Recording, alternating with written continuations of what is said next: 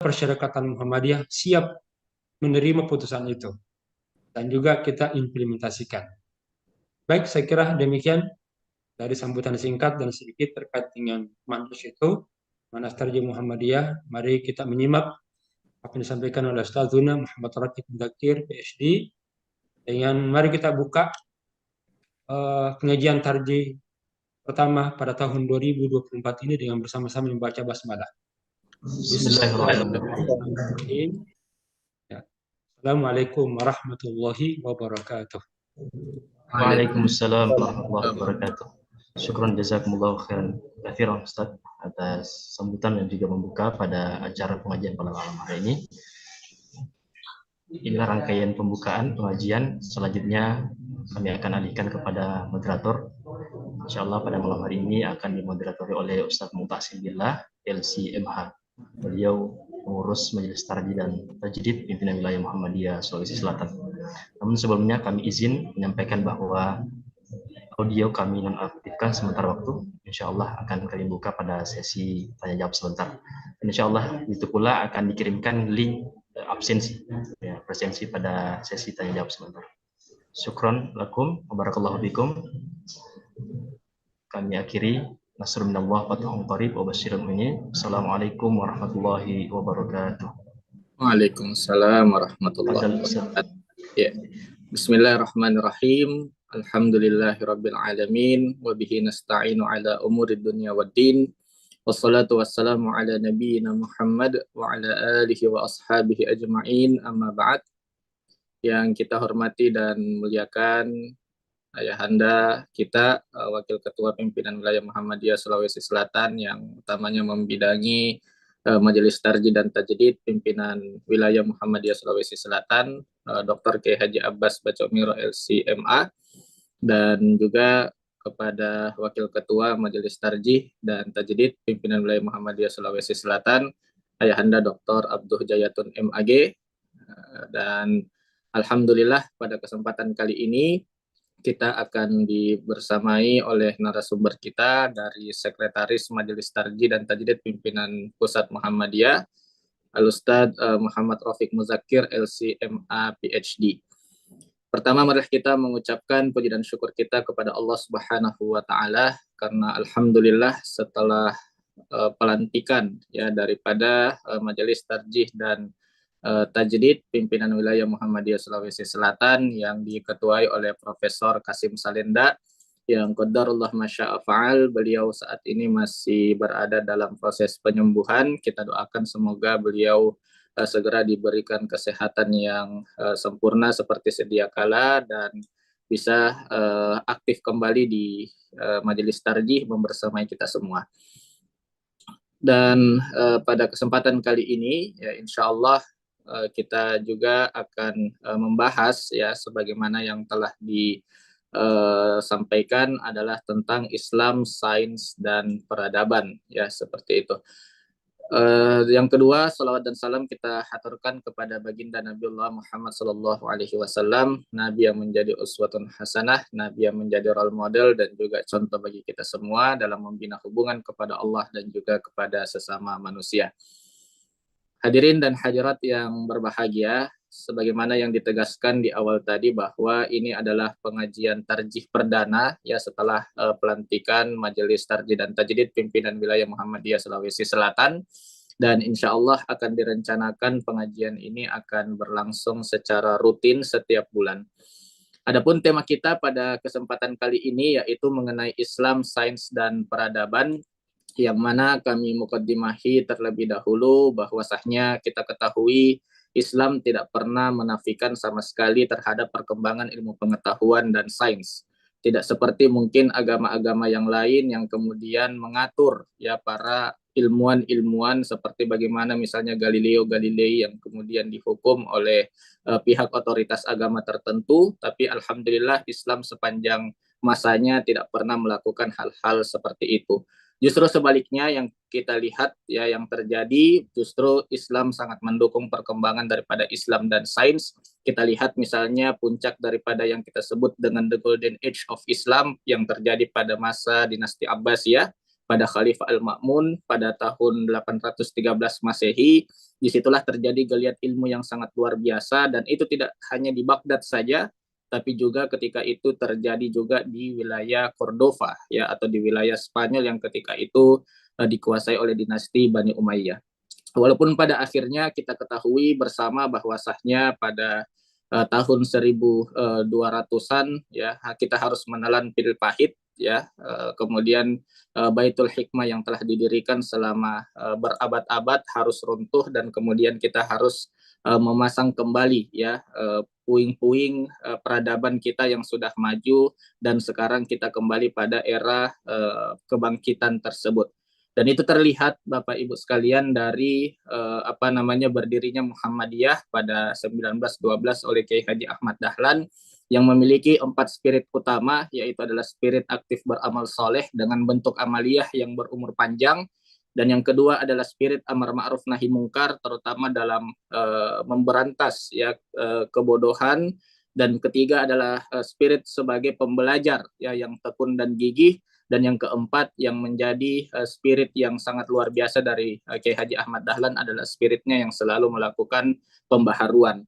Dan itu yang sampai juga di Sulawesi Selatan kita ketahui saat ini bahwa Muhammadiyah di Sulawesi Selatan sudah memiliki setidaknya 13 perguruan tinggi ya, dan juga memiliki 270 sekolah dan 31 pesantren. Nah, untuk memperkuat lagi tentang apa sih sebenarnya Islam, sains, dan peradaban itu, dan apa urgensinya mungkin dari segi manhaj tarji nanti, dan juga mungkin institusi-institusi pendidikan Muhammadiyah atau PTMA. Alhamdulillah sudah bergabung bersama kita Ustadz Muhammad Rafiq Muzakir LC MA PhD. Nanti mungkin sebelum kami menyapa, kami izin dulu untuk membacakan kurikulum vitae beliau atau profil beliau. Muhammad Rafiq Muzakir, beliau menamatkan sekolahnya di Madrasah Muallimin Muhammadiyah Yogyakarta, dan beliau kemudian meneruskan studinya pada jurusan Syariah Islamiyah dari Universitas Al-Azhar Kairo dan lulus pada tahun 2008.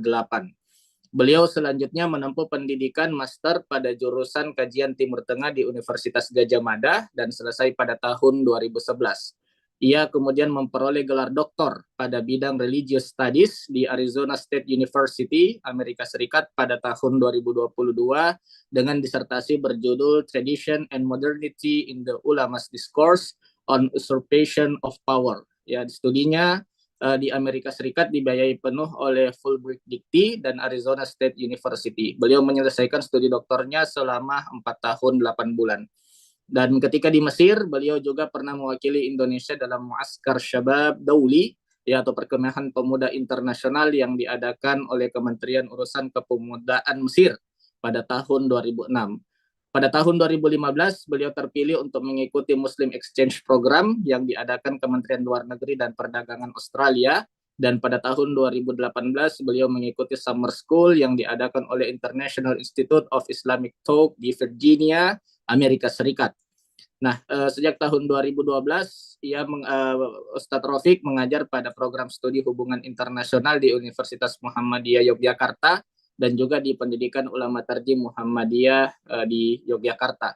Beliau kemudian menempuh program postdoctoral fellowship di The Institute of Advanced Studies in the Humanities atau HIAS di University of Edinburgh, Scotland, ya, di Skotlandia, United Kingdom, atau di Kerajaan Inggris dari tahun 2023, ya, baru tahun lalu hingga saat ini.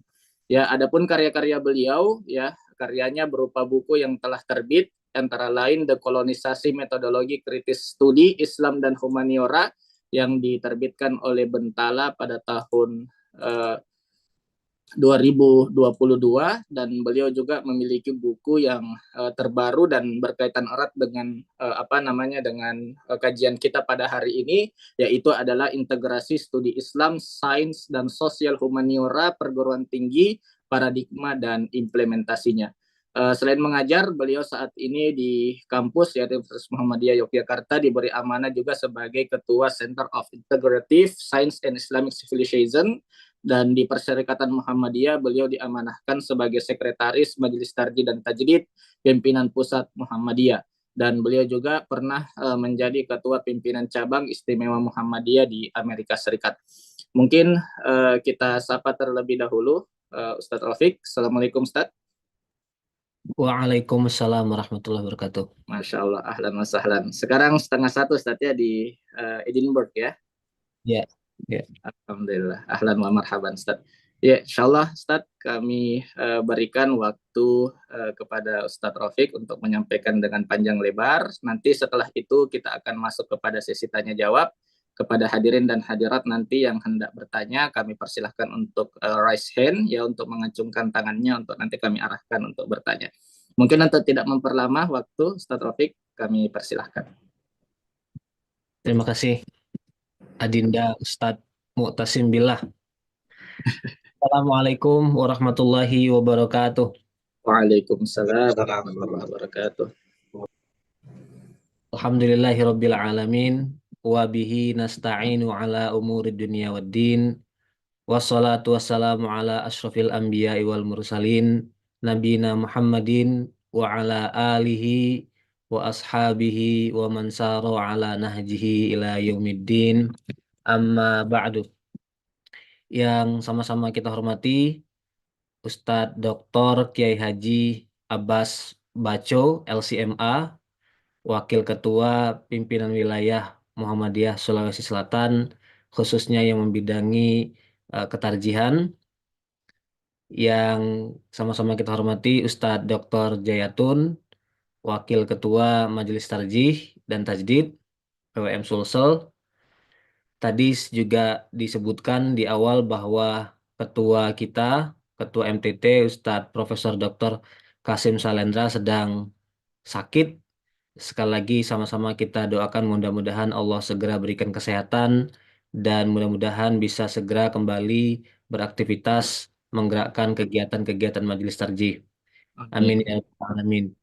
Yang saya hormati segenap peserta pengajian yang hadir pada malam hari ini atau siang waktu United Kingdom, yang mohon maaf tanpa mengurangi rasa takzim kami tidak dapat kami sebutkan satu persatu. Tadi sudah disebut juga di awal ada perwakilan ibu-ibu PWA Aisyah, ada perwakilan segenap ortom yang ada di tingkat PWM. Mudah-mudahan kita semua selalu dalam keadaan sehat walafiat. Mudah-mudahan Allah selalu tingkatkan iman, Islam, dan ihsan kita. Amin ya rabbal alamin. Saya izin share screen. Ini jadi panduan untuk saya menyampaikan materi pada malam hari ini. Kalau tidak pakai PowerPoint nanti bisa ngomongnya kemana-mana. Dan kalau ada PowerPoint bisa lebih fokus. Foto ini saya ambil sendiri dengan HP.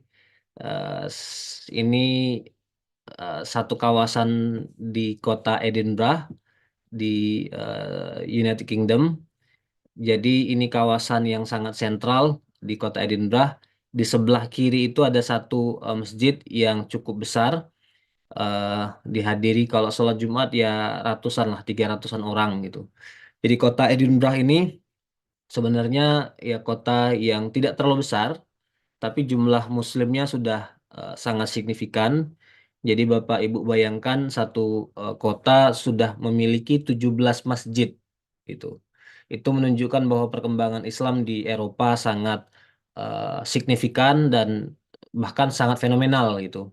Dan terutama di United Kingdom ini jumlah muslim itu sudah mencapai angka 6% gitu. Itu jauh lebih tinggi dibandingkan dengan angka muslim di Amerika Serikat yang hanya 1% gitu.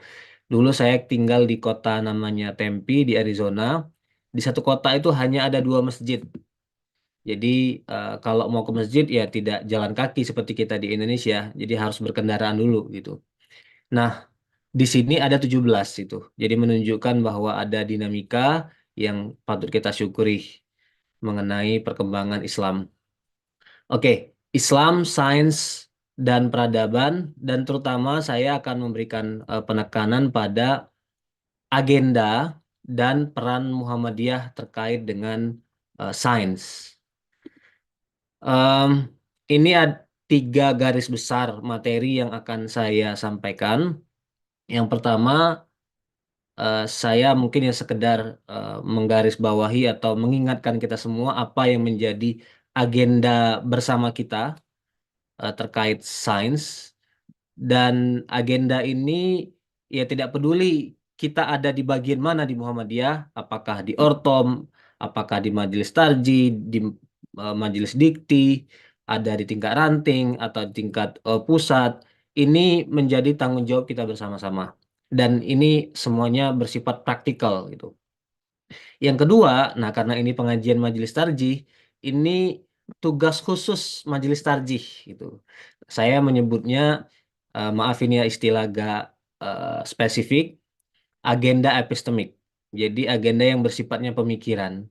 Tadi sudah digarisbawahi oleh Ustadz Abdul Jayatun dan juga sudah ditambahkan oleh Ustadz Abbas bahwa Majelis Tarjih itu memiliki peran yang sangat vital, terutama yang terkait dengan pemikiran keagamaan, dan Majelis Tarjih punya tanggung jawab yang khusus terkait dengan sains. Yang ketiga, saya akan menyampaikan mudah-mudahan cukup waktu untuk mengcover topik ketiga ini, khazanah intelektual Islam, jadi warisan intelektual dari masa lalu yang bisa kita pakai, kita gunakan untuk memahami sains kontemporer gitu. Nah, saya memulainya dari argumen utama dulu. Jadi rangkuman dari gagasan besar yang ingin saya sampaikan ada di argumen utama ini. Siapa tahu nanti ada yang di belakang-belakang sudah kehabisan energi atau mungkin ngantuk, makanya saya summarize dulu. Kayak kita nulis paper kan argumen utama ditaruh di depan dulu gitu. Jadi argumen utama saya ada 3. Yang pertama, seluruh komponen di Muhammadiyah, terlepas dari apapun amanatnya, kedudukannya saat ini, itu memiliki peran dalam mengembangkan sains. Tuh. Kedua, di luar upaya yang sudah dilakukan, Majelis Tarjih perlu menyusun metodologi pemikiran keagamaan untuk memahami dan mengembangkan sains. Kenapa saya sebut di luar upaya yang sudah dilakukan? Jadi artinya sudah ada kerja-kerja yang sudah berjalan, tapi ada PR-PR, kira-kira gitu, PR-PR yang harus kita pikirkan dan rencanakan ke depannya. Mungkin ada yang berargumen lah, Mas Rafiq sendiri kan di PP, kok orang PP berbicara kepada apa namanya unsur di bawahnya tentang tugas itu. Ya ini tugas bersama memang itu. Tugas bersama, jadi saya sampaikan di sini supaya menjadi concern perhatian kita semua gitu.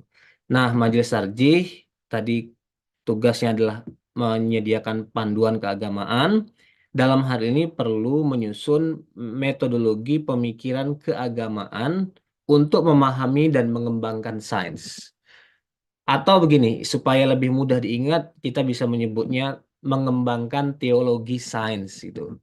Diskursus ini belum pernah dimulai di lingkup Majelis Tarjih tingkat PP, dan apa namanya mungkin juga di tingkat Majelis Tarjih di bawahnya belum ada yang sampai apa namanya mengkaji secara serius seperti apa itu teologi sains itu. Dan yang ketiga, argumen saya adalah tradisi intelektual di masa lalu, ini ada istilah teknisnya ini.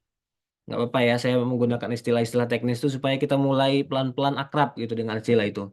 Istilah teknis namanya turos itu.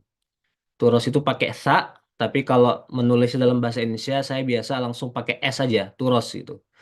Tradisi intelektual di masa lalu menyediakan banyak inspirasi bagi kita untuk menyusun teologi sains ini. Nah, kira-kira eh, presentasi saya, pengajian ini itu akan menguraikan 3 poin besar ini. Oke, saya mulai dari RIB, Risalah Islam Berkemajuan, yang saya yakin pasti di banyak forum di tingkat PWM, Sulsel ini sudah banyak dikaji. Risalah Islam Berkemajuan ini adalah hasil dari keputusan Muktamar Muhammadiyah terbaru di Solo tahun 2022 yang lalu gitu. Jadi ada beberapa klausul yang dapat kita jadikan pedoman kalau kita mau bicara sains, apa sih yang kita putuskan bersama-sama saat Muktamar gitu. Nah, di antaranya ini. Jadi ada beberapa pernyataan yang menggambarkan bahwa Muhammadiyah itu memandang sains itu secara optimis gitu, memberikan apresiasi positif terhadap sains. Ya, bagaimana tidak kita punya perguruan tinggi, tadi alhamdulillah Sulsel sudah disebut sudah 12 perguruan tingginya, punya sekolah, punya rumah sakit. Nggak mungkin kita eh, punya attitude yang rejeksionis gitu, menolak sains, atau punya satu pandangan keagamaan yang tidak sesuai dengan perkembangan sains. Jadi pandangan Muhammadiyah tentang sains itu optimistik gitu. Nah, saya perlu menyebutkan itu karena ya kita hidup di zaman modern, tapi ada juga orang yang punya pandangan negatif atau pesimistik terhadap sains. Oke, nanti kita akan bicara banyak dampak negatif dari perkembangan sains. Diskusi mengenai dampak-dampak itu jangan pernah berhenti, harus disebut terus. Tapi itu bukan berarti kita bisa melarikan diri dari sains. Itu sains itu adalah syarat dari kemajuan sebuah peradaban. Gitu. Ini kalimatnya saya warnai kuning. Mempersiapkan masa depan, kehidupan yang lebih baik harus dilakukan dengan mempersiapkan generasi yang akan datang dengan wawasan, moral, ilmu pengetahuan, teknologi, keterampilan hidup yang baik agar mampu menghadapi tantangan pada zamannya. Ini juga kalimat yang lain. Pentingnya pengembangan kemampuan sains dan teknologi untuk menghadapi masa depan dapat dilihat dari kenyataan. Ini poin pentingnya, bahwa kemajuan ekonomi, politik, dan sosial dewasa ini ditentukan oleh kemampuan dalam mengembangkan sains dan teknologi. Jadi kita tidak akan kemana-mana, tidak akan beranjak kalau kita tidak eh, punya kemampuan keunggulan dalam bidang sains itu. Dan saya kira bagi Muhammadiyah ini bukan sekedar retorika, kita sudah membuktikannya dengan perguruan tinggi kita yang menyediakan berbagai prodi, fakultas, banyak para ahli di situ di mana orang bisa mempelajari sains. Orang lain baru sekedar berpikir bagaimana caranya kita mengajarkan agama dan sains secara integratif gitu, baru berwacana. Tapi alhamdulillah Muhammadiyah sudah selesai dengan itu, dengan ditunjukkan praktek gitu. Walaupun tentu saja cara kita mengimplementasikannya itu harus terus diperbaiki, harus terus ditingkatkan. Jadi jangan berhenti, jangan cepat puas dengan apa yang sudah kita lakukan sekarang dan sebelumnya gitu. Oke, jadi itu satu pandangan optimistik Muhammadiyah mengenai sains. Nah, saya beralih pada satu catatan sejarah. Jadi, sejarah mengamanatkan kepada kita peradaban yang kuat adalah peradaban yang menguasai sains. Nah, ini ada satu catatan penting dari sejarawan. Sejarawan ini ya dia orang Amerika, orang Lebanon tapi juga berkarir di Amerika Serikat, namanya Ahmad Dalal. Ini buku yang bagus yang bisa kita pakai kalau kita diskusi tentang sains itu. Mungkin bapak-bapak dosen-dosen yang mengajar AIK ada materi tentang sains, buku ini bisa dibedah. Dan terutama ada banyak pembahasan mengenai isu-isu astronomi, falak.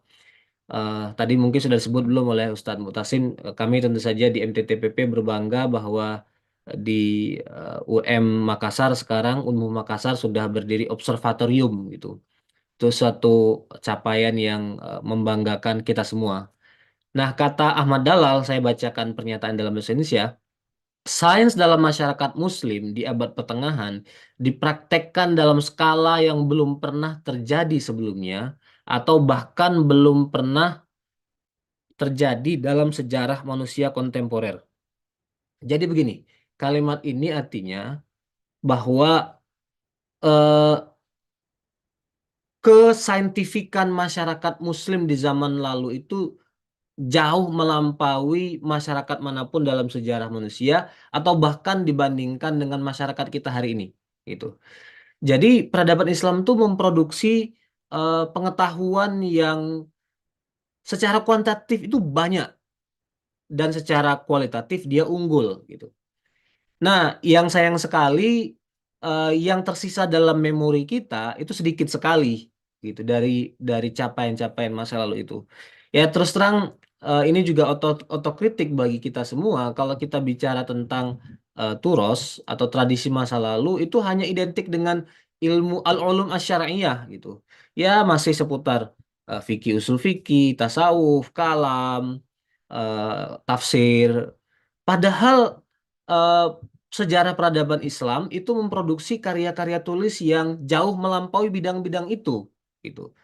Eh, Astronomi pasti kan banyak sekarang penelitian-penelitian modern yang menggali tulisan-tulisan penting di masa lalu di bidang astronomi, di bidang kedokteran, bahkan sejarah rumah sakit, farmasi, kemudian engineering secara umum, teknik, gitu. Nah, itu tidak tersisa dalam memori kita. Jadi, cara pandang kita tentang tradisi intelektual tuh agak parsial gitu. Nah, oleh karena itu saya ingin menyebut satu apa namanya bahan ini sebagai satu gambaran tentang capaian sains di masa lalu. Tadi sudah disebutkan oleh apa namanya Ustadz Mu'tasim, Baitul Hikmah dan lain-lain. Kita mungkin sangat familiar dengan itu. Nah, tapi ini ada satu penelitian di zaman modern ditulis oleh orang Turki sebenarnya, namanya Fuat Sezgin. Ada yang pernah dengar nggak nama Fuat Sezgin? Ini orang Turki tapi berkarir dia di Jerman. Tulisannya rata-rata dalam bahasa Jerman. Dia menulis buku sudah hampir 1.000 judul. Jadi kerjaannya itu tidak keluar dari ruang perpustakaan. Jadi dia mencurahkan hidupnya itu untuk pengetahuan gitu dan terutama sejarah sains dalam peradaban Islam. Nah, ini di antara karya dia yang paling penting atau mungkin saya bisa menyebutnya karya dia yang paling penting. Dia menulis sejarah sains Islam atau sejarah sains Arab. Yang dia masukkan Arab sini saja karya-karya yang dituliskan dalam bahasa Arab dan penulisnya adalah Muslim gitu. Dia meneliti ini sejak tahun 1967 sampai dia wafatkan tahun 2018. Itu ada 16 jilid. Jadi itu satu bukti bahwa capaian kita di masa lalu itu luar biasa gitu. Tapi ya sekali lagi saat ada satu momen dalam sejarah modern kita di mana capaian itu terputus, tidak lagi berlanjut atau kemudian bahkan lebih parahnya lagi hilang dalam ingatan kita, dalam memori kita gitu. Pendek sekali ingatan kita tentang masa lalu itu. Nah, sehingga hari ini kita berhadapan dengan fakta sains di masyarakat Muslim itu yang tidak menunjukkan satu kebanggaan, nggak ada hal yang positif yang bisa kita banggakan dari itu, gitu. Dan perlu kita sering-sering sebut itu supaya kita punya otokritik, gitu. Jadi itu saya sering menyebut juga berulang-ulang di beberapa forum umat Islam dan termasuk di dalamnya adalah Muhammadiyah. Ya perlulah sesekali memuji diri sendiri, melihat capaian-capaian kita, tapi jangan lupa salah satu dimensi penting dalam hidup kita itu adalah mengkritik diri sendiri, menyebut apa yang tidak punya gitu. Nah, di antara yang kita tidak punya adalah kontribusi saintifik dunia Islam ke dunia kemanusiaan global gitu. Itu yang sama sekali hari ini hilang dari kita. Kalau kita bicara tentang penemuan apapun dari hal-hal yang sangat sepele sampai yang spektakuler hari ini didominasi oleh non-Muslim gitu, non-Muslim gitu. Eh ini pernyataan penting dari Khalil Abu Fadil. Dia bilang umat Islam belum memberikan kontribusi yang signifikan terhadap wacana-wacana intelektual di era modern. Mengingat jumlah umat Islam yang signifikan dan dampak universal dari iman Islam, ketiadaan kontribusi Muslim terhadap orientasi intelektual utama dunia sangat meresahkan gitu. Yaitu kalau kita bicara tentang apa namanya siapa peraih Nobel hari ini, fisika, kimia, ya hampir absen itu nama-nama peneliti Muslim, pengkaji Muslim gitu. Tampaknya kita memikirkan hal yang lain gitu, belum terlalu serius dalam pengembangan sains. Ada institusi-institusi akademik, ada perguruan tinggi, tapi tampaknya baru sebatas teaching gitu ya, belum sampai pada pengembangannya lebih lanjut. Nah, saya menyebut itu ya supaya kita sama-sama melihat kekurangan diri kita sendiri gitu. Saya menyampaikannya bukan sebagai orang luar gitu. Kemudian eh, nah, ini kemudian masuk kepada apa saja sih yang menjadi agenda Muhammadiyah gitu ke depan terkait dengan sains. Saya suka ini Majelis Tarjih MTT PWM Sulsel mengangkat topik sains. Tadi juga sudah disebut oleh Ustadz Abdu bahwa ya Islam itu sangat luas sekali, tapi yang sangat disayangkan adalah kita kadang-kadang mempersempitnya pada isu fikih, isu syariah, padahal eh, apa ayat-ayat Al-Qur'an yang berbicara tentang nature itu sangat sangat banyak itu. Bahkan jumlahnya jauh lebih banyak dibandingkan ayat-ayat fikih gitu. Di antara yang suka membuat pernyataan itu di MDTPP ada tokoh namanya Gus Pur atau Profesor Agus Purwanto gitu. Nah, tampaknya perlu kita seriusi isu-isu tentang sains itu. Ya untuk mengimbangi lah, bukan berarti fikih nggak penting gitu. Ini perlu apa namanya kita perbanyak diskusi-diskusi seperti ini. Apa saja agenda praktikal Muhammadiyah terkait dengan sains? Saya mengambil satu ilustrasi. Kira-kira gambar apa ini Bapak Ibu ini? Pedal mobil. Iya, ini gambar rem dan gas mobil gitu. Ya sederhana ya, rem dan gas mobil. Dan saya pilih yang simpel aja, mobil zaman sekarang mobil matic gitu. Kalau mobil zaman dulu kan ada koplingnya segala gitu. Jadi artinya tugas kita itu satu ngegas, satu ngerem terkait dengan sains itu. Nah, jangan salah. Kadang-kadang orang terjebak pada perbincangan mengenai ngegas terus gitu. Oh no no no. Diskusi kritis tentang sains itu sudah sangat meriah, sangat eh, banyak di dunia akademia di barat gitu. Jangan sampai kita nggak memulainya, nggak sampai menyentuhnya juga. Jadi keinginan untuk mengejar ketertinggalan, menjadi peradaban unggul dan maju, sampai lupa bahwa sains tuh punya catatan kelam juga gitu. Nah, oleh karena itu harus ada gasnya juga gitu. Tapi juga jangan sampai ngegas terus gitu. Ya, saya mungkin cerita sedikit waktu awal-awal dapat amanat sebagai ketua CISIK di UMY tadi sudah disebut oleh Ustadz Mutasim, Pusat Studi Peradaban Islam dan Sains di UMY itu pesan Pak Profesor Dr. Samsul Anwar, ya Mas Rafiq jangan terlalu banyak ngegas lah, nanti orang penelitian jadi nggak maju-maju, kamu takut-takutin dengan apa namanya kebanyakan rambu-rambu gitu. Ya kira-kira in essence, secara esensial pesan Pak Samsul itu ada remnya, tapi juga ada gasnya gitu. Jangan semuanya kemudian rem gitu. Nah, kira-kira itu apa namanya ilustrasinya. Ini cuma sekedar satu pernyataan tentang dampak negatif dari sains modern, terutama sains Barat yang dikembangkan oleh peradaban Barat modern. Ini saya mengutip tokoh Prancis tapi kemudian jadi mualaf namanya René René Guénon gitu kalau bahasa Prancisnya. Jadi dia bilang ya satu-satunya peradaban yang secara eksklusif mengembangkan sains tapi hanya untuk kepentingan eh, apa keuntungan material ansih, akumulasi kekayaan, instrumentalisme, kenyamanan tubuh gitu ya dan membatasinya pada hal-hal yang bersifat industrial itu adalah sains dari peradaban barat gitu.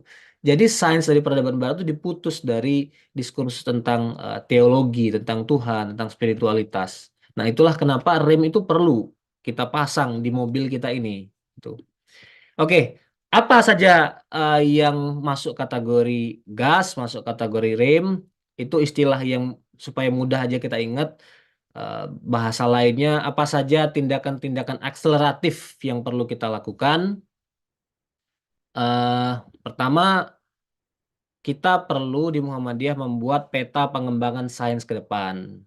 Ya, ini mungkin domainnya majelis dikti. Tapi juga kadang-kadang saya berpikir, kayaknya kita tuh perlu membuat asosiasi pemikir pemikir saintifik gitu, atau para saintis. Tapi bukan hanya apa ya, jejaring untuk mengerjakan hal-hal praktikal. Ini jejaring ini perlu berpikir bareng, berpikir filosofis gitu.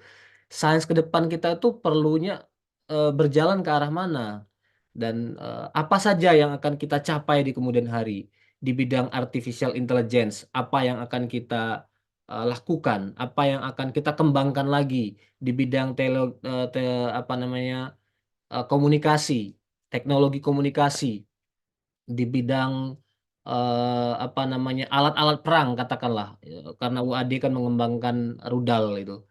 Nah, kita perlu peta itu gitu supaya jalan itu ada petanya gitu. Nah, Muhammadiyah perlu membuat itu. Kemudian kedua, menciptakan pusat keunggulan. Jadi yang saya maksudkan pusat keunggulan itu ya memang universitas itu universitas riset, bukan sekedar universitas teaching gitu. Ya, ini sekali lagi eh, hal yang perlu sama-sama kita akui bahwa perguruan tinggi kita di PTM ya mungkin fungsinya baru banyak berperan pada tingkat teaching. Oke, ada riset-riset dosen-dosen, ada penelitian-penelitian, tapi ya mungkin tampaknya baru sekedar untuk memenuhi tugas beban BKD, ada laporan, tetapi riset yang berorientasi menciptakan hal yang baru, inovasi, ya prosesnya kayaknya masih panjang gitu. Nah, jadi harus kita serius sih, Muhammadiyah perlu menciptakan pusat keunggulan gitu. Kemudian hal lain yang terkait dengan akselerasi, melahirkan saintis-saintis handal eh, yang beriman dan bertakwa. Jadi memang dia peneliti, dia punya temuan-temuan signifikan, dia dikenal di dunia global, tulisan-tulisan dibaca orang, mempengaruhi para saintis di luar negeri. Nah, itu tugas kita bersama di Muhammadiyah. Yang keempat adalah melahirkan inovasi yang bermanfaat untuk kemaslahatan peradaban dunia. Jadi artinya bukan sekedar melahirkan individu, tapi melahirkan alat, melahirkan ciptaan gitu ya. Yang ini kemudian penting bukan hanya untuk kita, tapi juga untuk dunia global. Nah, itu penting itu. Catatannya supaya kita tuh nggak ada untuk kita diri kita sendiri aja, tapi untuk dunia yang lebih luas itu. Kemudian apa saja eh, agenda-agenda praktikal kita yang tadi saya sebut masuk kategori REM, kita perlu mereorientasi perkembangan sains dan teknologi modern yang berdampak destruktif.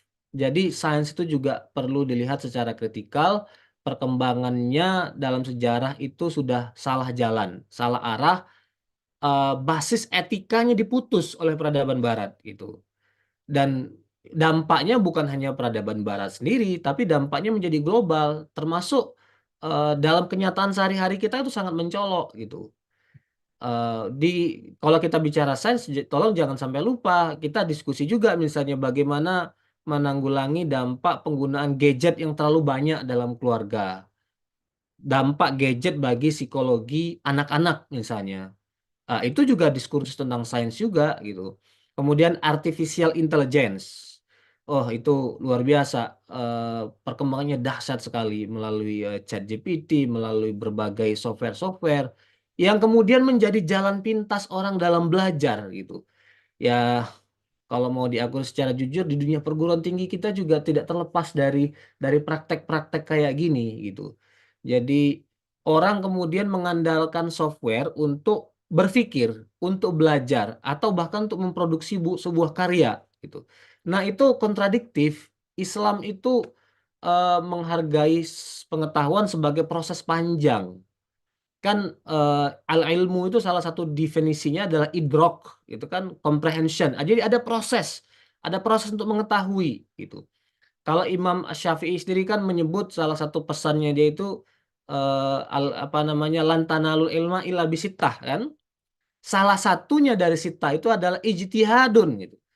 Apa namanya, serious endeavor.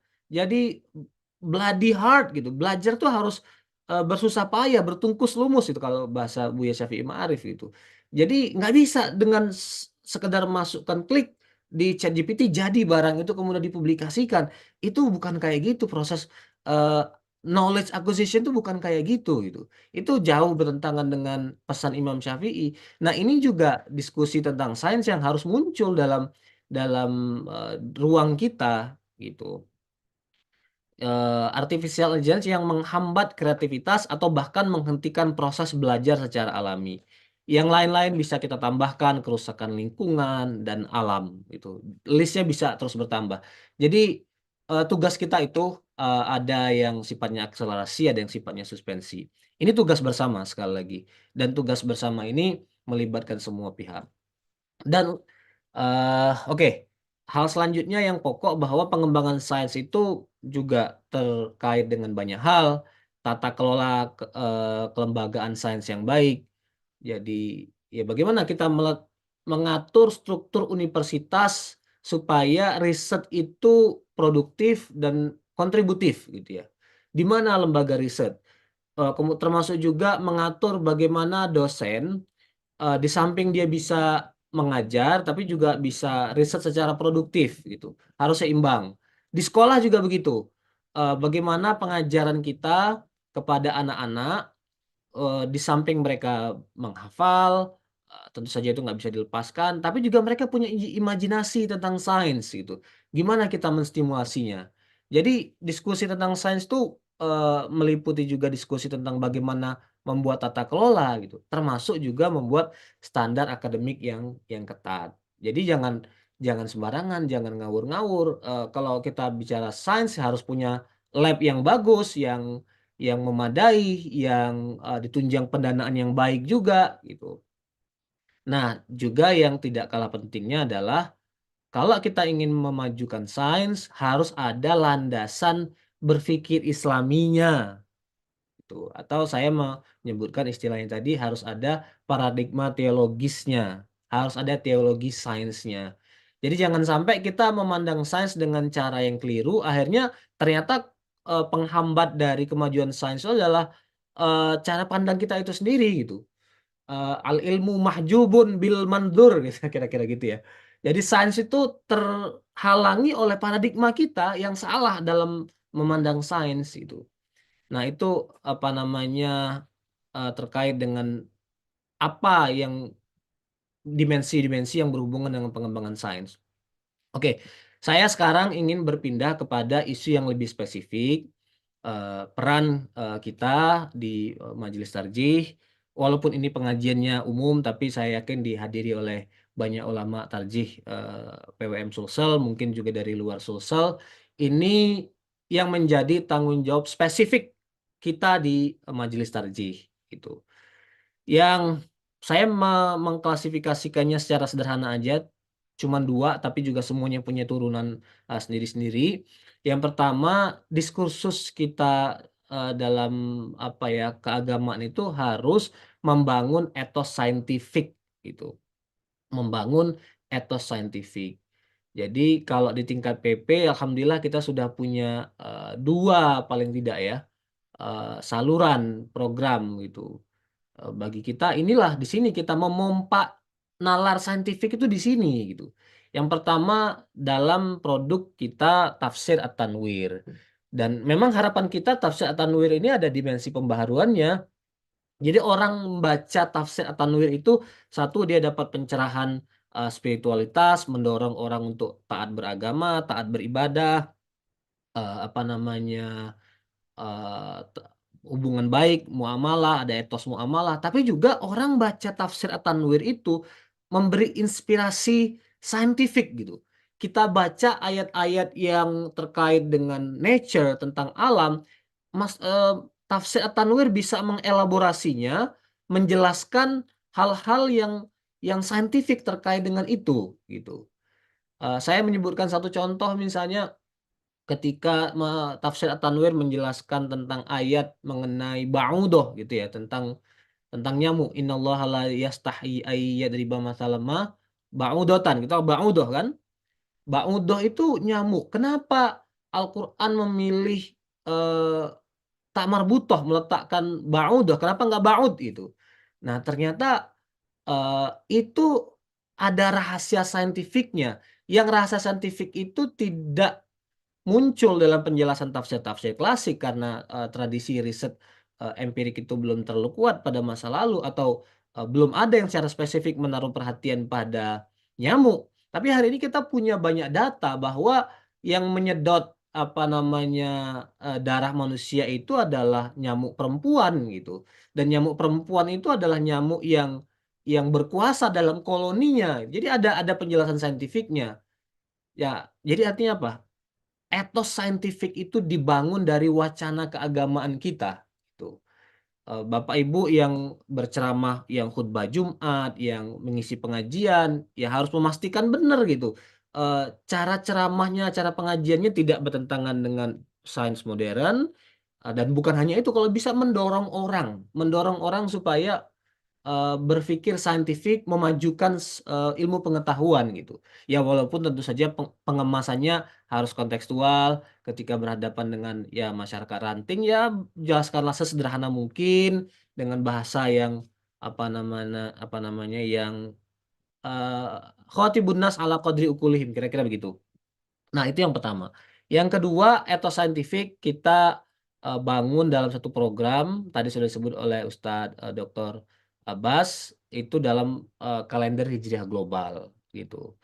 Ini ijtihad Muhammadiyah, ini satu pemikiran yang sangat besar dan apa namanya lompatan besar lah dalam sejarah kita kalau kemudian ini diterima sebagai satu langkah baru di Munas yang akan datang.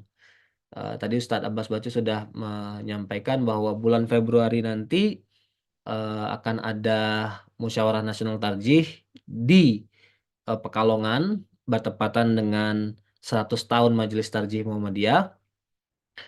Kenapa tempat yang dipilih adalah Pekalongan? Karena Majelis Tarjih itu lahir dari kota itu, gitu. Dan salah satu tema yang dibahas adalah kalender Hijriah global, gitu.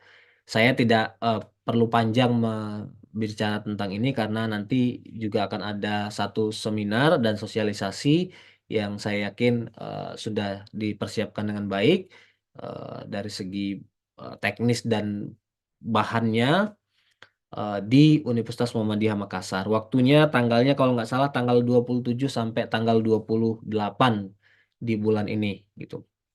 Saya sendiri mengikuti sesi pertamanya di Medan sebelum saya berangkat, tetapi dua sesi selanjutnya yang di UAD dan di Lombok saya sudah berhalangan, sudah pamit karena sudah berangkat ke sini. Oke, jadi tugas pertama Majelis Tarjih adalah membangun etos saintifik. Nah, tugas yang kedua ini tadi yang saya sebut dengan mengembangkan teologi sains. Atau kira-kira kalau dijabarkan membangun metodologi pemikiran keagamaan untuk memahami dan mengembangkan sains. Jadi semuanya dimulai dari membangun persepsi dulu. How do we understand science? Kaifa nafham al-ilm, kira-kira gitu. Kalau sains diterjemahkan sebagai ilm. Jadi harus dimulai dari tasawurun sahih dulu gitu. Kalau tasawurnya yang keliru, maka outcome-nya, produknya juga akan keliru. Nah, teologi sains itu menjawab banyak hal. Pertama, menjawab tantangan teologis pengembangan sains dari dunia barat. Nanti isu-isunya akan saya review sedikit di halaman selanjutnya. Jadi menjawab masalah sains dari dunia barat. Yang kedua, ya teologi ini atau karya ini juga perlu menjelaskan bagaimana sains yang ingin kita kembangkan, yang yang menjadi cita-cita kita bersama itu tetap berpijak pada dimensi spiritualitas itu. Karena eh, contoh dalam peradaban manusia hari ini, orang ternyata harus memilih. Barat modern itu maju sainsnya, tapi spiritualitasnya jadi anjlok, mengalami breakdown gitu. Nah, bagaimana kita mengembangkan sains, tapi juga spiritualitas itu jangan sampai eh, jatuh begitu gitu. Nah, itu satu catatan yang perlu kita diskusikan. Kita perlu membuktikan bahwa sains itu tidak perlu kita kembangkan dengan mengorbankan agama, mengorbankan spiritualitas. Yang ketiga, isu mengenai mempertautkan sains dan sosial humaniora. eh, saya mungkin perlu sedikit saja memberikan komentar karena kadang-kadang agak dikotomis kita cara mengajarkannya. Kalau orang udah bidang sains nggak ngerti sama sekali eh, cara berpikir ilmuwan sosial, tidak mengerti ilmu humaniora gitu. Kalau sudah maaf, misalnya maaf sekali lagi, kalau sudah masuk teknik kedokteran, jadi cara berpikirnya itu cara berpikir praktikal sekali. Cara berpikir kritis analitis itu nggak ada gitu. Nah, lebih-lebih dunia pendidikan kita hari ini tuh ya maaf berorientasi mencetak pekerja gitu ya. Eh, Dunia kedokteran misalnya maaf itu mencetak dokter yang bisa praktek, bukan mencetak pemikir, pembelajar yang bisa praktek gitu. Jadi kelemahan kita itu karena memisahkan antara sains dan sosial humaniora gitu. Di sini di kampus Edinburgh sini saya mengenal satu bidang yang sebenarnya sudah lama. Itu disebut dengan medical humanities, humaniora kedokteran gitu. Jadi orang belajar kedokteran tapi juga dari sudut pandang humanioranya.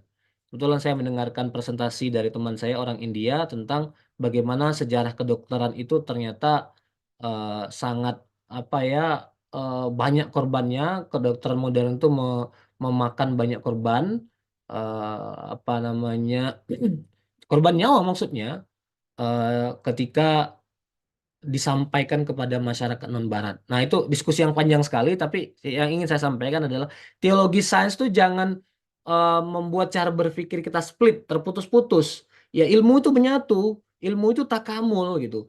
Memahami sains ya harus dihubungkan dengan humaniora juga. Nah, termasuk poin selanjutnya, sains itu juga jangan dipisahkan dari syariah gitu, jangan dipisahkan dari ilmu agama. Hari ini kan begitu. Orang kalau sudah belajar ilmu engineering, ilmu kedokteran, jadi ilmu agamanya tuh pas-pasan aja gitu. Eh, atau kadang ya tapi ini bukan fenomena di Muhammadiyah, ada orang yang sudah sampai profesor doktor tapi wawasan keagamannya itu sangat minimalis gitu. Kadang-kadang sampai tahap abangan gitu. Nah, itu fenomena yang hari ini harus kita sudahi gitu. Di masa lalu, kalau kita bicara sejarah intelektual Islam, semuanya itu terjalin secara rapi, secara integratif. Dan itu bukan fenomena satu dua orang, itu norma umum. Itu kesimpulan dari banyak peneliti di luar. Jadi kalau kita mau melihat fakih yang juga ahli astronomi, ahli kedokteran, ahli geografi, ahli apalagi you name it, ilmu-ilmu modern, itu normal, itu banyak orang, itu bukan fenomena yang ada pada figur seperti Ibn Rushd aja kan. Kita tahu tokoh-tokoh towering figure kayak Ibn Rushd. Ibn Rushd itu dokter iya, ahli astronomi iya, dia menulis buku geografi iya, filsafat iya, atau Ar-Razi. Bukan hanya nama-nama itu norma kata kata W.L.B. Halak, dan W.L.B. Halak ini orang Kristen ini. Jadi dalam sejarah peradaban Islam itu biasa aja zaman dulu tuh menemukan orang yang menguasai banyak cabang ilmu gitu, ensiklopedis. Nah, hari ini kita pikirkan bagaimana pendidikan kita itu bisa melahirkan orang yang berpikirnya ensiklopedis itu. Mungkin eh, mengulangnya seperti zaman dulu tuh ya agak berat, tapi paling tidak begini. Saya saya menyampaikan satu pemikiran, kalau bisa jangan sampai kemampuan berpikir kritis, analitis itu jangan sampai orang nggak punya sama sekali. Jangan sampai kalau dia bidangnya sains nggak punya wawasan sastra, nggak punya wawasan agama. Jadi cuplikan-cuplikan sedikit pemahaman-pemahaman basic itu harus dia punya gitu untuk mendorong orang supaya menguasai semuanya ya dengan kemampuan manusia hari ini mungkin sudah tidak bisa mengulangnya seperti orang di zaman dulu gitu. Nah, itulah kehebatan ulama kita di zaman dulu dengan segala keterbatasan tapi otaknya itu brainnya itu spektakuler gitu. Bayangkan kayak Imam Fakhruddin Ar-Razi itu atau katakanlah orang seperti Ibnu Taimiyah yang jumlah bukunya itu ratusan jilid gitu. Padahal zaman dulu nggak ada komputer, nggak ada Control S untuk nyimpan file, nggak ada Control Z kalau ada kesalahan bisa diulangi gitu. Tapi mereka bisa memproduksi karya-karya yang spektakuler seperti itu. Dan yang terakhir, teologi sains itu harus bicara tentang sejarah, di mana sih posisi sejarah intelektual Islam. Ini satu pembahasan yang juga panjang. Mungkin nanti kita kembangkan dalam bentuk diskusi tanya jawab aja. Eh, saya secara singkat aja ingin mereview PowerPoint slide-slide saya selanjutnya. Nanti kita biar langsung ada diskusi dari para audiens sekalian. Tadi saya sebut menjawab tantangan dunia barat mengenai sains, isu kausalitas dan okasionalisme ini sebenarnya bukan tidak secara spesifik tantangan dunia barat. Isu ini sudah ada sejak zaman Ibnu Sina versus Al-Ghazali gitu. Jadi isu lama tapi masih perlu kita diskusikan hari ini. Kemudian dari dunia barat ada tantangan deisme, kepercayaan bahwa Tuhan itu menciptakan alam semesta, tapi cuman menciptakan. Setelah itu Tuhan tidak mengatur alam semesta. Alam semesta bergerak dengan sendiri, secara otomatis, secara mekanis gitu.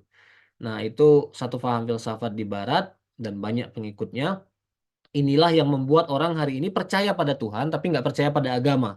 Dan angka kayak gini tuh banyak sekali di dunia barat. Kemudian ada lagi yang lebih mengerikan yang disebut dengan saintisme. Sains itu segala-galanya. Sains itu bisa menjelaskan apa itu kebahagiaan, bisa menjelaskan asal-usul alam semesta, bisa menjelaskan masa depan alam semesta, sehingga agama, wahyu, bimbingan Tuhan, bimbingan Rasul sudah tidak perlukan lagi. Dan hari ini paham saintisme itu menjadi tantangan dahsyat kita dalam diskusi mengenai sains gitu.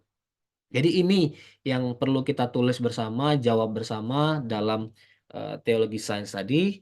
Kemudian oke, ini sangat teknikal dan agak filosofis. Mungkin PowerPoint-nya bisa saya kirim ke panitia, bisa dibaca sendiri.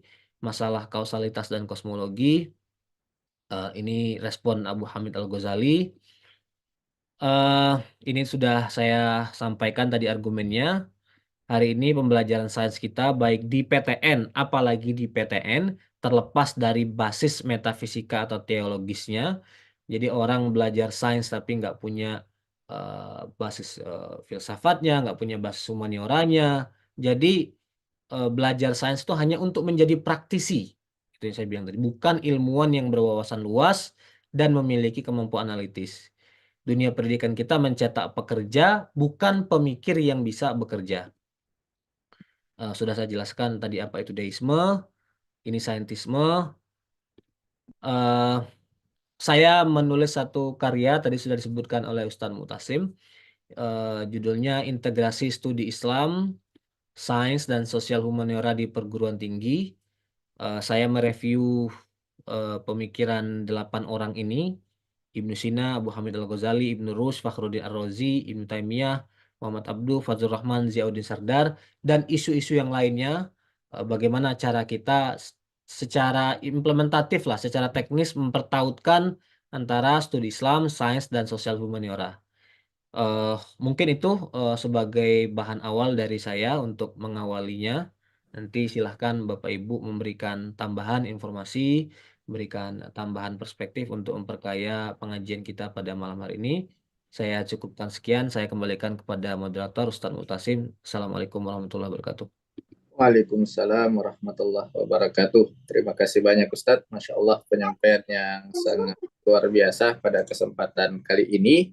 Dan saya kira tadi garis-garis besar yang disampaikan oleh Ustadz Rafiq itu sudah sangat jelas sekali bahwasanya Muhammadiyah ya sebagai sebuah organisasi yang sudah dikenal mungkin di ranah internasional harus juga mulai sekarang berani untuk mengkritik diri sendiri ya apa sekarang yang menjadi sumbangsi kita ya pada dunia global. Dan perlu juga menurut Ustadz Rafiq kita mulai sadar akan perlunya roadmap ya atau peta perjalanan tentang sains ke depan terutama di lingkungan Muhammadiyah. Dan beliau juga menyarankan ya untuk majelis tarjih terutama ini terkait sains perlunya ada etos saintifik dan juga teologi sains. Bapak Ibu sekalian yang dirahmati oleh Allah Subhanahu wa taala, insyaallah pada kesempatan kali ini kita akan membuka ruang diskusi ya.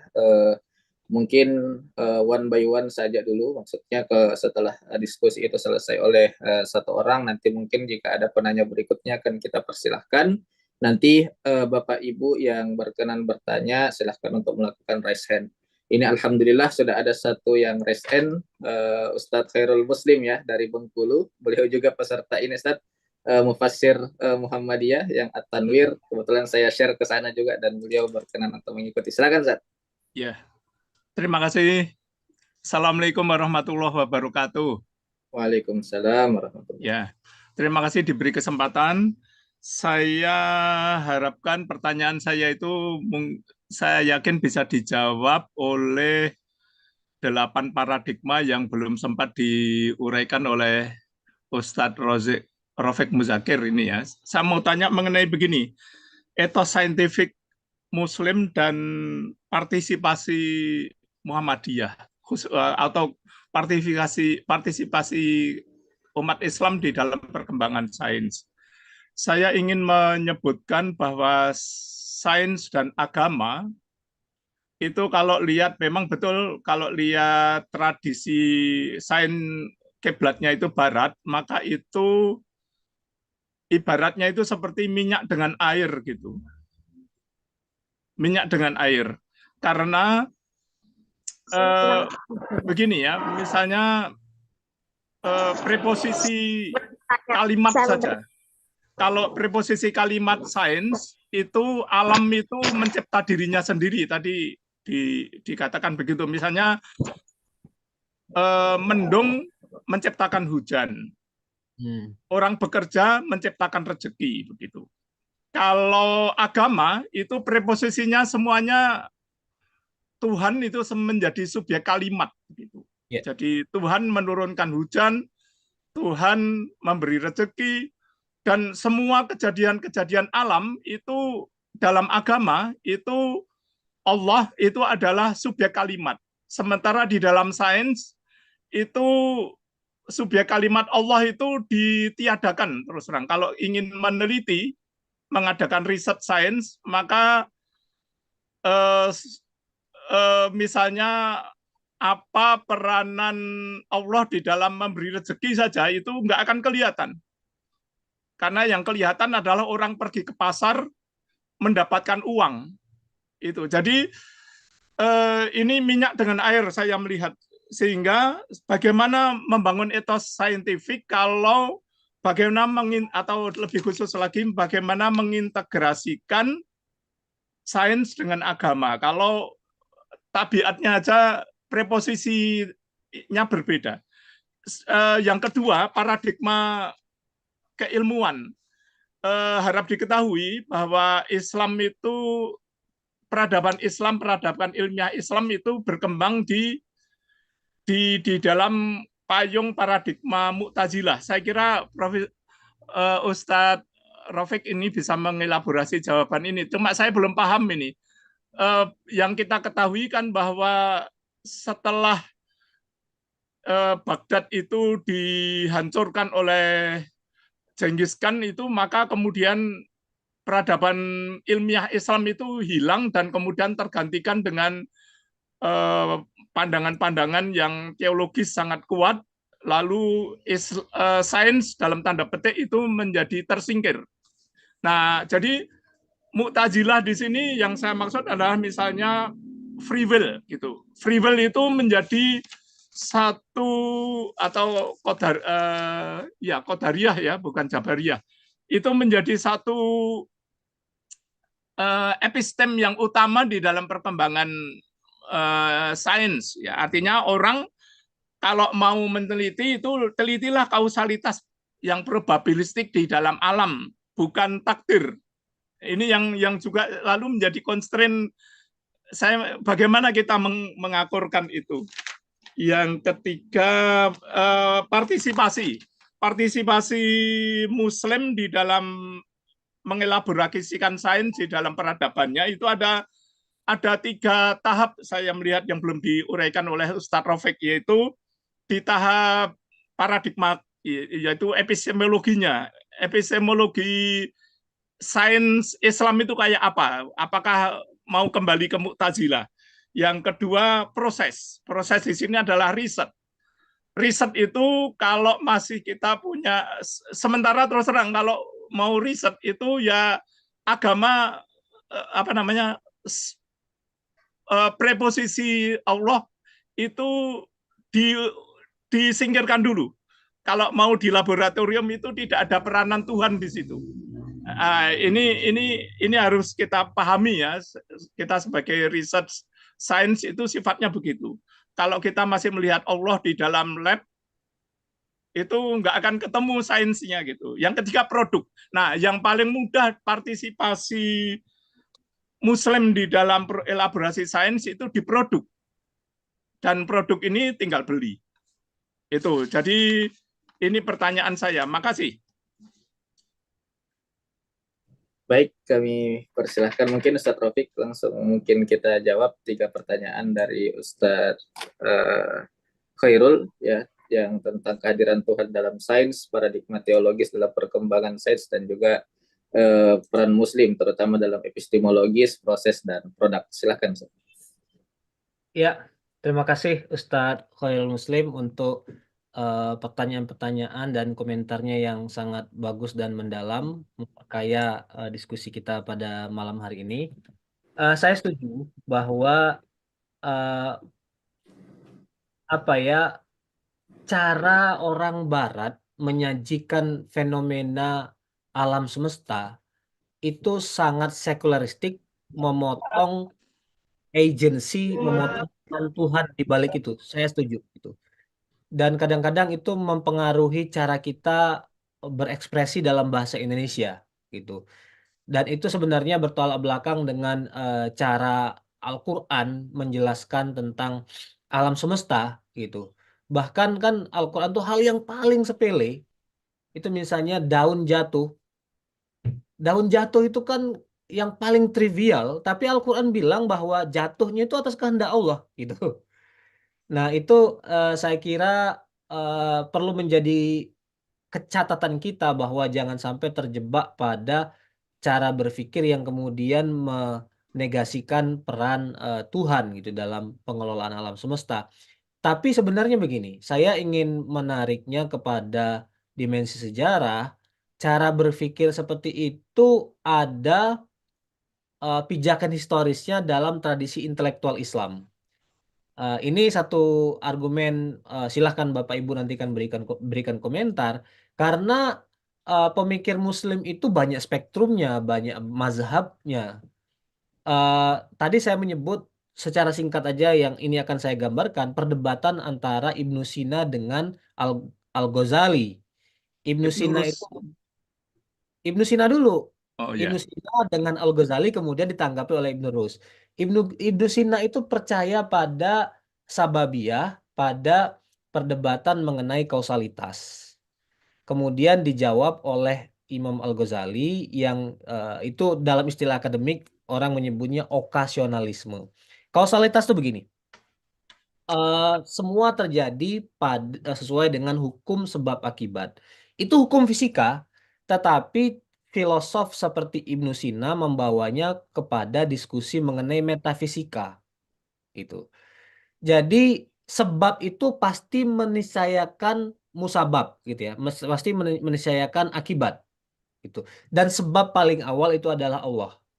Nah, Ibnu Sina dan dia terpengaruh oleh filsafat Helenistik menjelaskan alam semesta bahwa alam semesta ini lahir sebagai akibat langsung dari keberadaan Tuhan.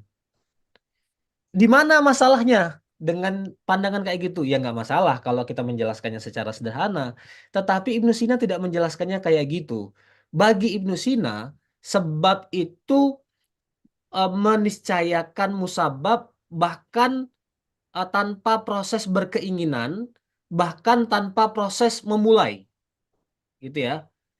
Jadi begini, keberadaan Tuhan itu meniscayakan keberadaan alam semesta tanpa Tuhan perlu menyebut kalimat kun fayakun. Sederhananya gitu. Jadi orang biasanya menggunakan satu analogi gini, itu seperti air mancur yang artinya keberadaannya itu memancarkan sesuatu secara otomatis gitu. Nah, makanya karena pandangan seperti itulah Ibnu Sina berpendapat bahwa alam semesta ini tidak pernah diciptakan. Alam semesta ini sifatnya kodim gitu. Alam semesta ini sifatnya eternal.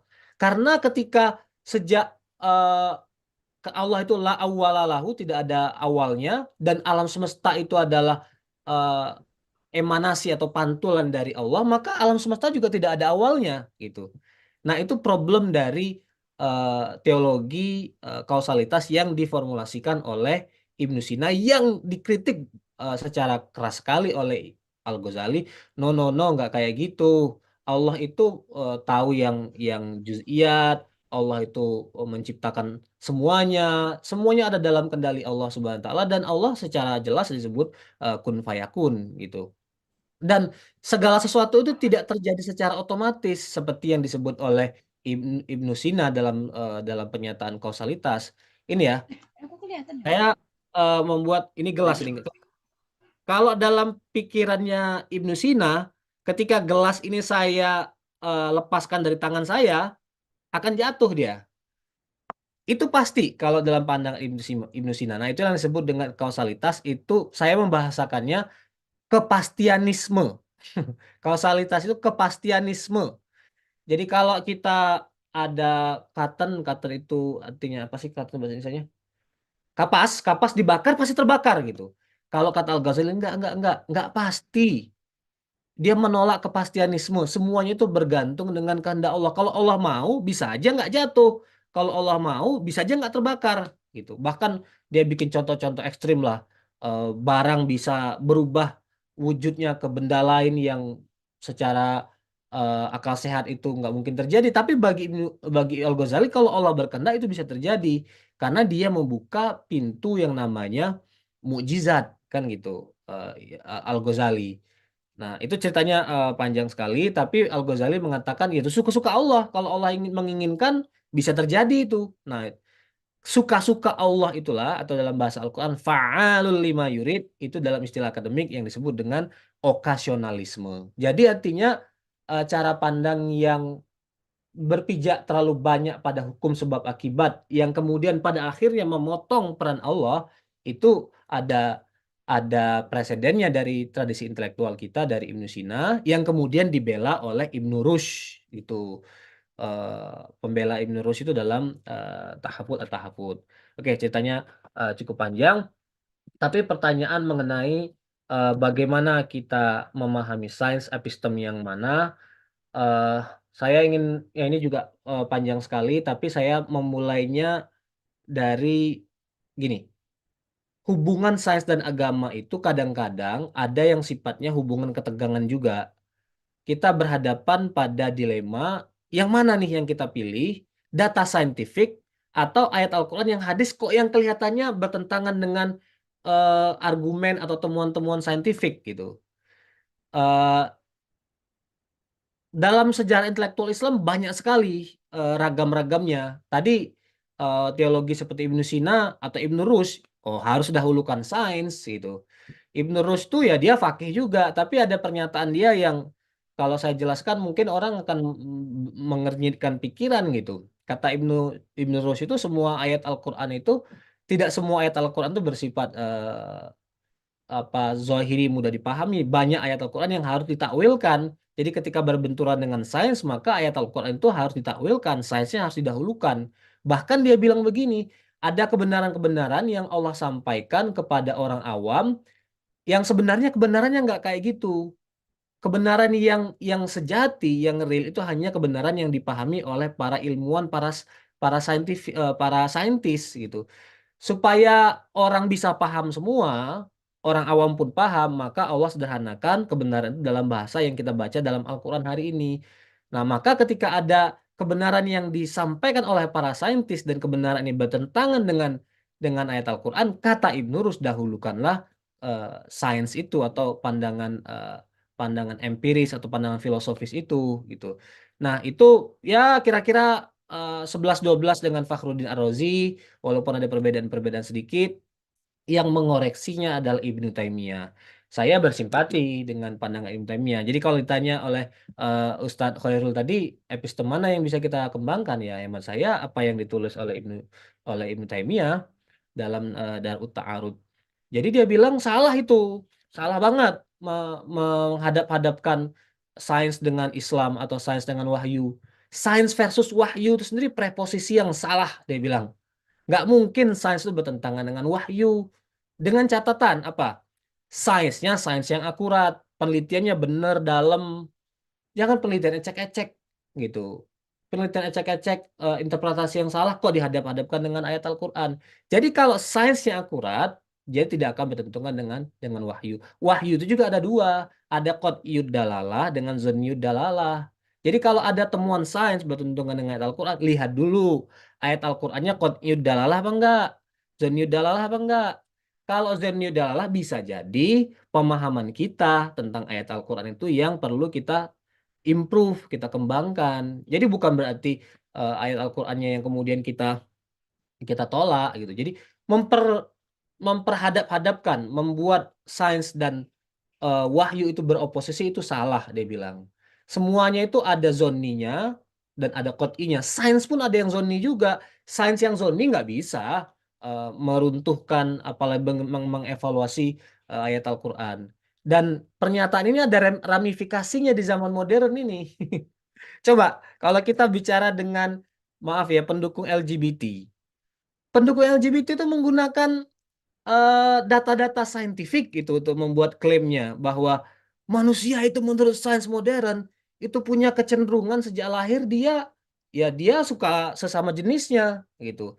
Atau ada data saintifik yang diajukan untuk membuat pernyataan bahwa transfer jenis kelamin itu boleh. Kan ada orang bilang, saya ini perempuan tapi terperangkap dalam fisik laki-laki gitu.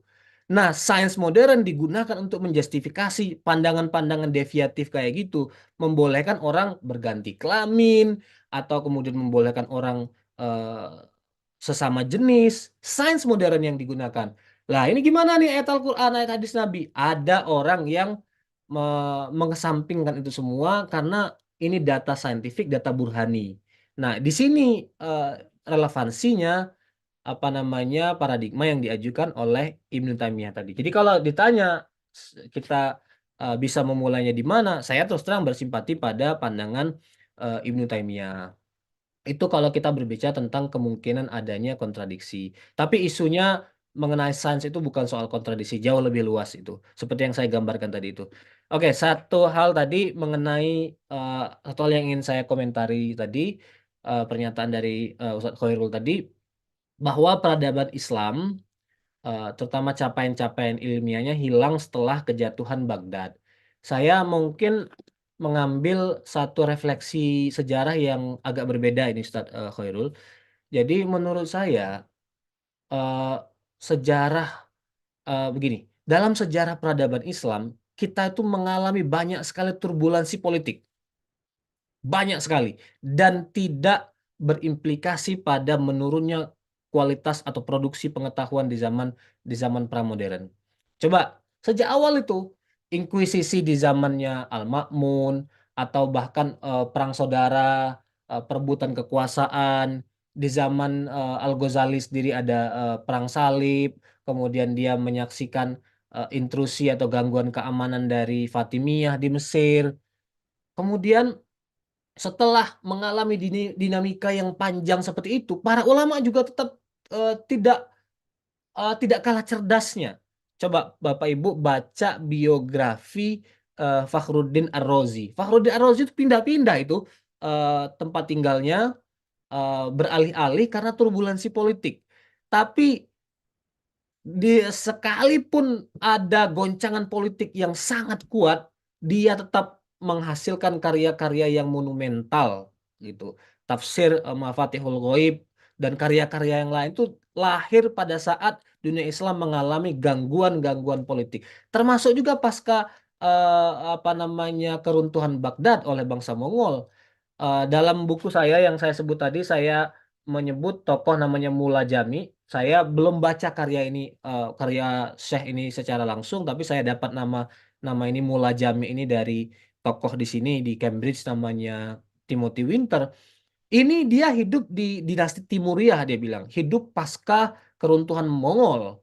Tapi coba lihat, dia engineer, dia arti insinyur, dia sastrawan, dia sufi, dia ahli syariah. Jadi corak pengetahuan integratif itu masih melekat pada dirinya sekalipun dunia Islam sudah mengalami turbulensi politik.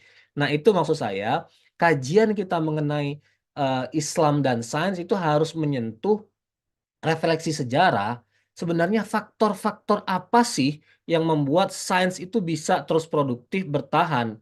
Kita harus melihat ke belakang. Ternyata peristiwa-peristiwa politik itu tidak meruntuhkan dinamika sains gitu. Saya percaya begitu, dan saya mengikuti satu argumen, Bapak Ibu nanti bisa membaca lebih lanjut sebenarnya. Justru kemunduran sains di peradaban Islam itu ketika masyarakat Muslim memasuki zaman modern, ketika kita bersentuhan dengan Barat modern, kita terlalu banyak menelan pil Eurosentrisme, cara berpikir kita ke barat-baratan, bergeser cara kita memandang ilmu yang ideal itu seperti apa, itulah perlahan-lahan kita kemudian mengalami decline gitu. Dan itu argumen dari banyak tokoh. Tokoh seperti Ahmad Dalal tadi juga begitu gitu.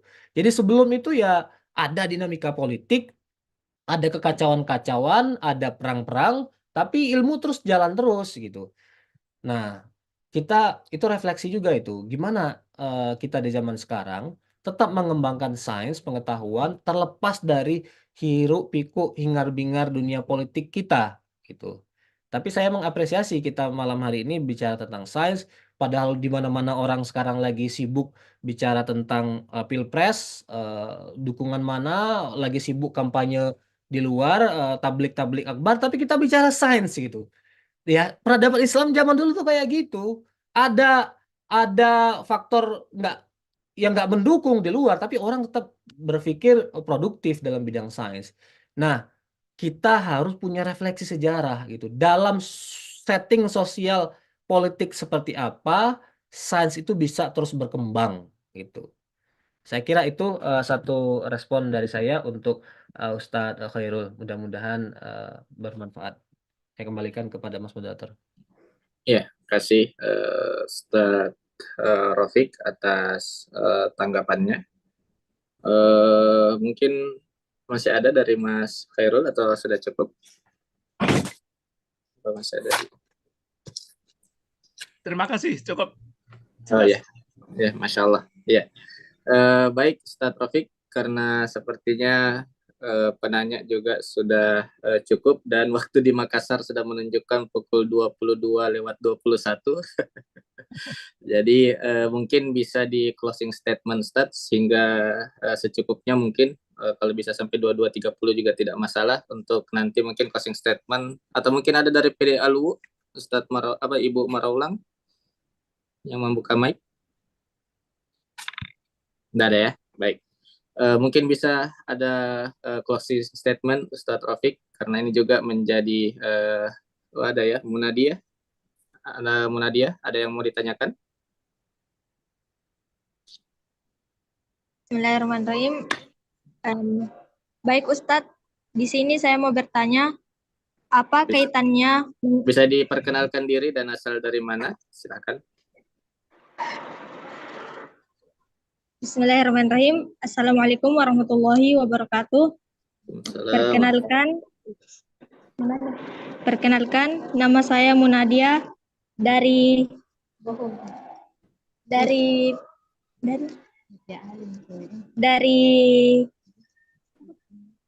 Bulukumba. Pertanyaan saya adalah, apa kaitannya mengembangkan sains dengan peradaban Islam? Dan apakah dengan mengembangkan sains, maka peradaban Islam akan mengalami kemajuan? Serta bagaimanakah cara mempersiapkan generasi sekarang yang memiliki wawasan moral, ilmu pengetahuan, teknologi, dan keterampilan hidup yang baik agar mampu menghadapi kehidupan di masa yang akan datang? Mungkin sekian, Ustaz. Ya, mungkin ini pertanyaannya Ustaz Rafiq sangat praktikal sekali ya. Dan ini mungkin ada juga mahasiswa-mahasiswa kita yang bergabung dari Pendidikan Ulama Tarjih yang sangat antusias mendengarkan pemaparan dari Al-Ustaz. Ya, silakan Ustaz. Ya, terima kasih. Saya hanya ingin menggarisbawahi bahwa dan ini terkait dengan pertanyaan tadi, bahwa kemajuan kita secara kolektif sebagai sebuah peradaban itu sangat bergantung kepada pengetahuan dan sains. Bahkan bukan tingkat bukan hanya pada komunal ya, pada tingkat individual, pada tingkat personal itu juga sangat bergantung kepada pengetahuan pada sains itu. Saya kira pernyataan yang relevan dan bisa kita kutip di sini, bisa kita pinjam, ini dinisbahkan kepada kalau nggak salah Imam Asy-Syafi'i ya, "Man aradad dunya fa'alaihi bil ilmi, wa man aradal akhirah fa'alaihi bil ilmi, wa man aradahuma fa'alaihi bil ilmi." Jadi itu harus menjadi komitmen kita.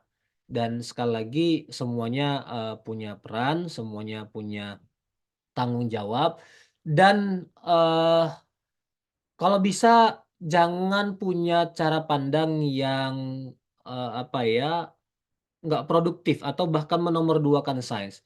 Dan ini saya kira sering juga menjadi, eee, satu cara berpikir di antara kita. Kita tuh semangat sekali kalau terkait dengan hal-hal yang bersifat ritual, ibadah mahdhoh, tapi terkait dengan pengembangan ilmu pengetahuan itu nggak begitu antusias gitu ya.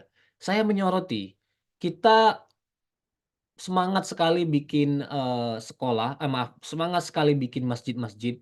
Kita juga terutama pendonor-pendonor orang kaya, di dalam negeri, dari luar negeri, kalau mau bantu itu mau bantu bikin masjid. Kadang-kadang masjidnya sudah ada juga harus dirobohkan, harus dimulai dari awal. Seolah-olah yang kita butuhkan itu hanya itu, gitu. Kalau secara kuantitatif sudah ada, sudah memadai, beralih dong. Beralih pikirkan supaya kita punya pendidikan yang berkualitas. Sekolah kita baik, sekolah kita unggul, universitas juga gitu, punya tradisi yang baik. Itu yang harus disupport gitu. Nah, kita masih belum punya prioritas mengenai hal ini dan kita perlu belajar ini, maaf ya, mungkin, nggak nyaman, tapi ya udah saya sebut aja, orang Yahudi itu ya luar biasa itu investasinya kepada dunia pengetahuan gitu. Saya juga baru tahu belakangan ini setelah meletus, konflik Gaza atau krisis Gaza belakangan ini. Mungkin Bapak Ibu ada yang mengikuti rektor, dari Universitas Harvard itu sampai mengundurkan diri ya karena didesak oleh Zionis terus ya. Jadi ternyata orang-orang kaya Yahudi di Amerika Serikat itu saking kayanya duit mereka itu banyak mereka sumbangkan ke universitas-universitas. Jadi, jangan heran kalau riset mereka bagus-bagus karena, duit mereka itu ya bukan hanya mengandalkan SPP mahasiswa, bukan hanya dan nggak ada subsidi negara kan pendidikan di Amerika kan gaya liberal, gaya kapitalis, nggak ada subsidi negara. Jadi pendidikan bagus, riset bagus karena ada pendonornya. Pendonornya siapa? Pengusaha, gitu. Dan pengusaha mendonorkannya supaya ada, perkembangan riset, apa namanya, publikasi ilmiah. Tapi ternyata itu juga harus dibayar mahal. Kalau berhubungan dengan isu-isu politik yang mengganggu Israel, kemudian mereka bisa kasih lampu kuning atau bahkan lampu merah kepada universitas gitu. Nah itulah rektor Universitas Harvard kemarin ngelawan. Akhirnya jutaan dolar Amerika Serikat yang setiap tahun dikirim, diberikan, didonasikan kepada Harvard itu ditarik. Wah, kayak apa itu kalang kabutnya universitas kehilangan dana riset yang spektakuler itu. Tapi nggak pedulilah orang Harvard, yang penting kami, mendorong kebebasan mahasiswa, mau demo anti Israel ya silakan aja. Ya orang Yahudi marah-marah kan ditarik gitu. Nah, soal, soal itu mungkin isu kedua, tapi yang ingin saya sampaikan adalah ada pendonor-pendonor kaya yang peduli pada pengembangan pengetahuan, sumbangkanlah ke universitas, ke perguruan tinggi, ke sekolah gitu, supaya kualitas pendidikan kita bagus gitu. Jangan, mengulang repetisi-repetisi terus, masjid di situ sudah ada, dibangun lagi, kadang-kadang fasilitas sudah baik, ditambah lagi ornamen yang berlebih-lebihan. Riset kita itu, pendidikan, kualitas itu. Nah, itu yang perlu kita, apa namanya, sama-sama, evaluasi, kadang-kadang juga ya kritiklah dari diri kita sendiri. Saya kira itu jawaban dari saya, mudah-mudahan, menambah nuansa. Insyaallah. Terima kasih, Ustaz.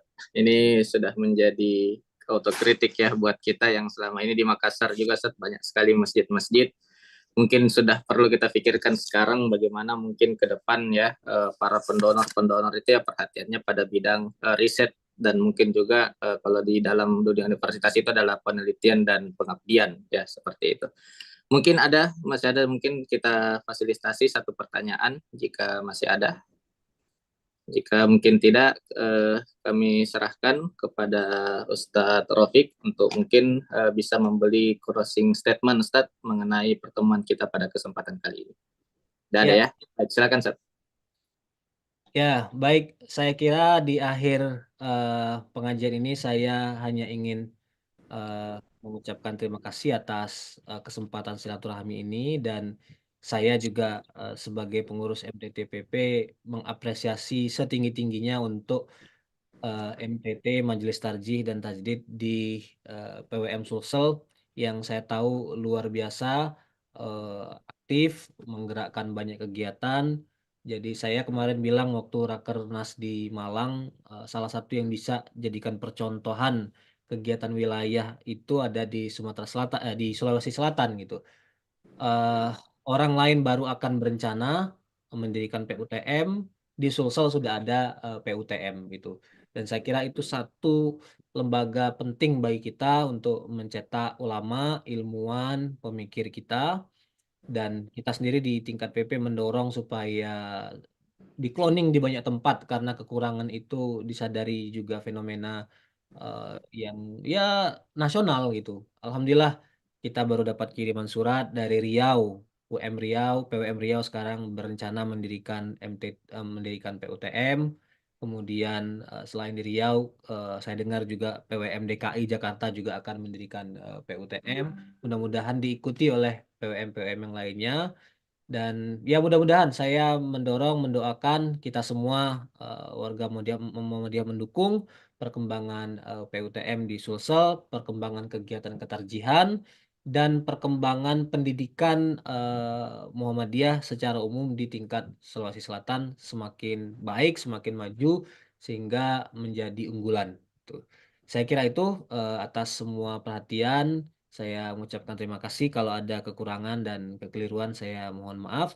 Billahi taufiq wal hidayah. Assalamualaikum warahmatullahi wabarakatuh. Waalaikumsalam warahmatullahi wabarakatuh. Baik, terima kasih kami ucapkan sebesar-besarnya kepada Al-Ustadz Muhammad Rafiq Muzakir, LC.MA PhD, selaku Sekretaris Majelis Tarjih dan Tajdid Pimpinan Pusat Muhammadiyah. Mewakili Majelis Tarjih dan Tajdid Pimpinan Wilayah Muhammadiyah Sulawesi Selatan, kami ucapkan jazakumullah khairul jaza atas ilmu yang sudah dibagikan kepada kami. Tentunya ini akan menjadi banyak masukan dan juga untuk mengembangkan berbagai dinamika-dinamika yang dihadapi terutama oleh Majelis Tarjih dan Tajdid Pimpinan Wilayah Muhammadiyah Sulawesi Selatan. Saya Muktasim Billah selaku moderator pada kesempatan kali ini juga memohon maaf kepada Bapak Ibu semua jika ada mungkin penyampaian-penyampaian yang kurang tepat, dan insya Allah pada bulan-bulan berikutnya kita akan tetap konsisten untuk mengadakan pengajian-pengajian tentunya dengan tema-tema yang diharapkan tetap bersifat aktual ya, dan juga dihubungkan dengan berbagai produk-produk daripada Majelis Tarjih dan Tajdid yang sudah ada sampai hari ini. Terima kasih. Saya serahkan kembali kepada Ustadz Hizbullah untuk kemudian mungkin mengarahkan kepada penutupan. Terima kasih. Assalamualaikum warahmatullahi wabarakatuh. Waalaikumsalam warahmatullahi wabarakatuh. Nah, syukran jazakumullah Ustaz. Sebelum kita mengakhiri, barangkali ada kata-kata dari perwakil Majelis Tarjih. Jika tidak ada, ya barangkali kita akan menutup. Oh, ada di sini Ustaz. Ya, tafadhol Ustaz. Tafadhol Ustaz. Pada koordinator Majelis Tarjih kami persilakan. Ya, Assalamualaikum warahmatullahi wabarakatuh. Assalamualaikum.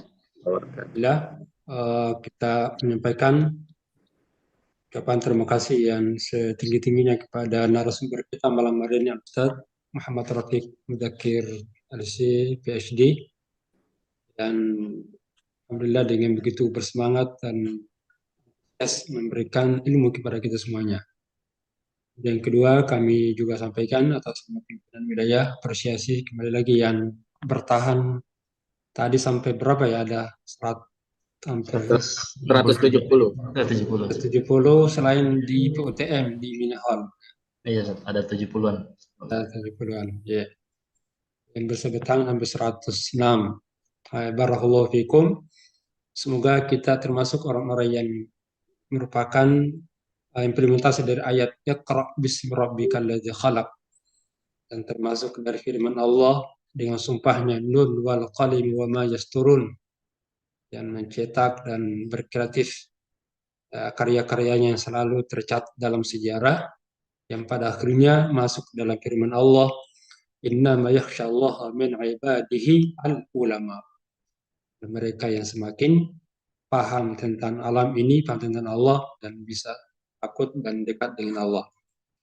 Demikian, mari kita menutup kegiatan ujian tarjih pada malam hari ini dengan bersama-sama membaca Alhamdulillah.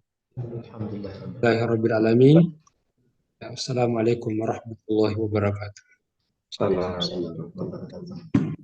Demikianlah seluruh rangkaian pengajian tarjih sesi atau edisi pertama pada malam hari ini. Insyaallah kita berikhtiar pada bulan Februari akan datang akan dilanjutkan kajian atau pengajian serupa. Barakallahu fikum. Sebelum kami tutup, kami mengingatkan kepada seluruh hadirin peserta untuk mengisi presensi yang telah kami kirim di kolom chat. Syukran jazakumullahu khairan katsiran. Nasrun minallah wa fathun qarib wa basyiril mu'minin. Assalamualaikum warahmatullahi wabarakatuh. Waalaikumsalam warahmatullahi wabarakatuh. Terima kasih. Syukran katsiran, Ustaz. Alhamdulillah. Mohon izin pamit semuanya. Iya, makasih banyak Ustaz. Alhamdulillah, sehat-sehat selalu. Masya Allah, sehat-sehat selalu. Bismillah. Oke, saya pamit juga ya. Bismillah. Syukran, Ustaz. Iya, waalaikumsalam. Assalamualaikum. Wassalamualaikum.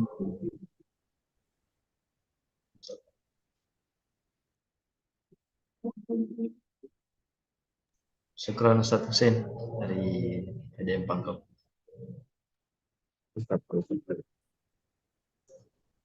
Saya bisa Ustaz, aman. Saya tadi. Bunda, syukran. Pamit dari Pangkep. Syukran Ustaz. Ustaz.